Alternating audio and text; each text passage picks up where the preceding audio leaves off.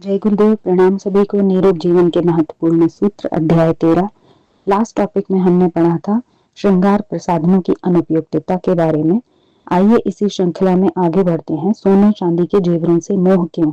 आए दिन समाचार पत्रों में उक्त आशय के समाचार प्रकाशित होते रहते हैं। अमुक स्टेशन पर गाड़ी में खिड़की के निकट बैठी हुई महिला के गले से बदमाश सोने की चेन खींचकर भाग गया।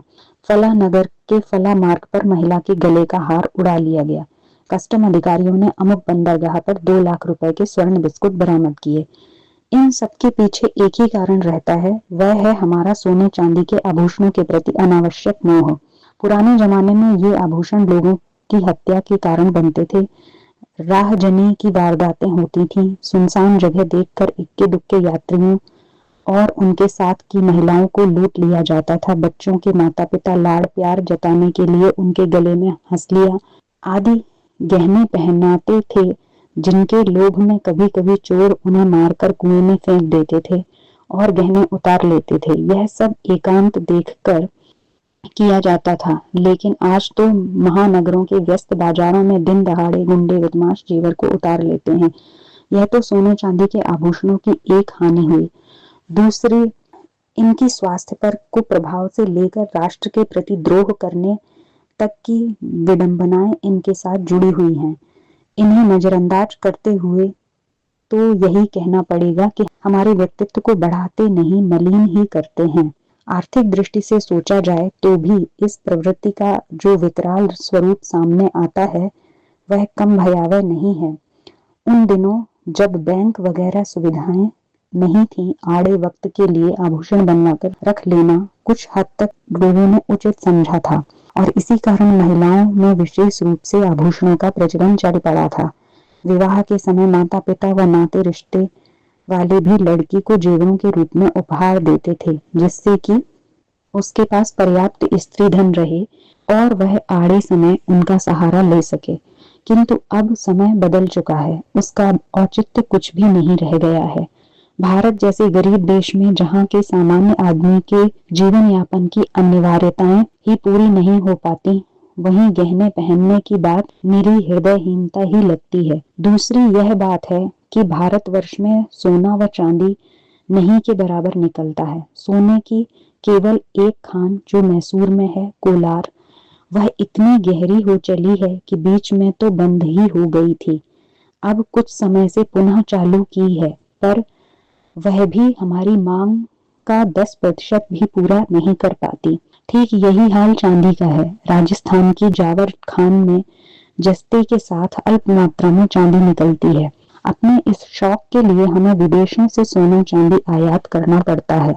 आवश्यकता जितना सोना चांदी हम मंगाने लग गए तो देश का सारा व्यापारिक संतुलन ही बिगड़ जाए। अतः सरकार ने उस पर भारी ड्यूटी लगाकर इस आवक को निरुत्साहित करने का प्रयत्न किया है, किंतु हमारी मांग ज्यों की त्यों है।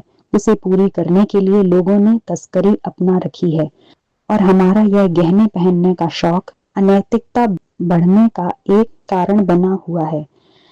गहना बन जाने के बाद उसकी कीमत आधी हो जाती है, क्योंकि जो गहना खरीदा जाता है उसमें पहले से टांका या खोट तो मिली ही होती है, ऊपर बनवाई के पैसे और देने पड़ते हैं। यदि वक्त जरूरत बेचने जाओ तो टांका व खोट दोनों कटती हैं और छूट ऊपर से। इस प्रकार रुपया देकर जो जेवर बनाया जाता है, बेचने पर उसके 50 पैसे ही उठते हैं। पहनने से जो घिसता है उसका अंदाजा भी लगाया जाए तो 35-40 पैसे ही पल्ले पड़ते हैं। यही धन यदि बैंक के बचत खाते में जमा करा दिया जाता तो उस पर प्रतिवर्ष 10% की दर से ब्याज भी मिलता और मूलधन ज्यों का त्यों सुरक्षित रहता। जब जी चाहे तब वापस निकाला भी जा सकता था। साथ ही साथ यह धन राष्ट्रीय उद्योगों में नियोजित होता और देश की समृद्धि में काम आता। जेवरों को हमारे समाज में प्रतिष्ठा व हैसियत का प्रतीक माना जाना हमारा सबसे बड़ा दुर्भाग्य है। कहीं शादी ब्याह में जाना है या कहीं मेहमान बनकर जाना है तो जेवर पहनकर जाना महिलाएं शान मानती हैं, जबकि इसमें शान जैसी कोई बात नहीं। हमारी आर्थिक समृद्धि तो यूं ही लोगों को नजर आ जाएगी उसका प्रदर्शन करना क्या आवश्यक है? सच पूछा जाए तो घर की आर्थिक स्थिति तो डगमगा रही है, लेकिन जेवर पहनकर यह दिखाया जाता है कि हम भी पैसे वाले गहने वाले हैं। यूं तो जेवर को पहनने का रिवाज हमारे सारे देश में है, किंतु राजस्थान, मध्य प्रदेश, उत्तर प्रदेश, हरियाणा आदि प्रदेशों में उनका बहुत चलन है। राजस्थान की स्त्रियों तो 5-5 सेर तक चांदी पहनती हैं। साधारण हैसियत के परिवार की एक महिला के पास भी सेर भर चांदी के गहने तो होते ही हैं। हर साल शादी ब्याह के समय धड़ाधड़ सोने चांदी के जेवर खरीदे जाते हैं। समय के साथ अनैतिकता भी बढ़ी है। मनचाहा खोट मिलाया जाता है, यह जानते हुए भी लोग जेवर खरीदते हैं। लड़के वाला जिस प्रकार दहेज की मांग करता है, वैसे ही लड़की वाले जेवरों की मांग किया करते हैं। धनवानों के पास तो पूंजी होती है, सो वे रकम खरीद लेते हैं, लेकिन उनकी देखा देखी गरीब लोग भी उधार लेकर गहने खरीदते हैं। इसके लिए उन्हें अपने व्यवसाय में कमी करनी पड़ती है। सिर पर कर्ज चल रहा है, खेत में डालने के लिए खाद के पैसे नहीं हैं, उत्तम बीज खरीदने के लिए रुपए नहीं, धंधे व्यापार की बढ़ोतरी के लिए पूंजी का अभाव है, लेकिन गहने चाहिए पहनने के लिए। अनपढ़ और नासमझ स्त्रियां अपने पति की जान खाए रहती हैं गहनों के लिए। मेरे तो यह नहीं है, वह नहीं है, फला ने तो देखो कैसी तगड़ी बनवाई है, और अमुक की बहू ने तो सोने का लॉकेट खरीदा है। उनकी यह देखा देख की भक्ति बेचारे पति के लिए मुसीबत बन जाती है। यदि जेवरों का बहिष्कार किया जाए और उनको ना पहना जाए, तो जिनके पास जेवर बनवाने के लिए धन नहीं है, वे देख देख कर ललचाए तो नहीं। समाज में विषमता फैली हुई है, वह उजागर तो नहीं हो। सोना और चांदी प्रकृति प्रदत्त वस्तुएं हैं, यह घटाई बढ़ाई नहीं जा सकती। धरती का पेट चीरकर जितना सोना चांदी है, सब निकाल लेने के बाद सोना चांदी कहां से आएगा? पिछले दिनों सोने का दोहन कम हो जाने से अमेरिका जैसे देश की मुद्रा डॉलर को दो दो बार संकट का सामना करना पड़ा। सोना अंतरराष्ट्रीय व्यापार का आधार है। हमारी इस सोने चांदी के गहने पहनने की प्रवृत्ति के कारण हम अंतरराष्ट्रीय व्यापार में उस दम से खड़े नहीं रह सकते जिनके पास सोना है, जबकि हमारे पास वह है, किंतु गहनों के रूप में। जिस देशों की सरकारों के पास पर्याप्त सोना चांदी होता है, वे अपनी कागजी मुद्रा के पीछे उतना ही अथवा उसका आधा या कुछ प्रतिशत संचित कोष रखने के बाद मुद्रा छपाते हैं। हमारे देश में भी पहले यही किया जाता था, किंतु अब तो एक निश्चित कोष जो रखा हुआ है, उसमें कुछ वृद्धि किए बिना ही मुद्राएं छापी जाती रही हैं। उसका परिणाम रुपए की कीमत घट जाने के रूप में सामने है। यही महंगाई का एक मूल कारण भी है। यदि सोना चांदी उपलब्ध होता, तो हमारे देश में भी वह प्रणाली प्रयोग में लाई जाती रहती, जिससे अनावश्यक मुद्रा प्रसार नहीं हो पाता।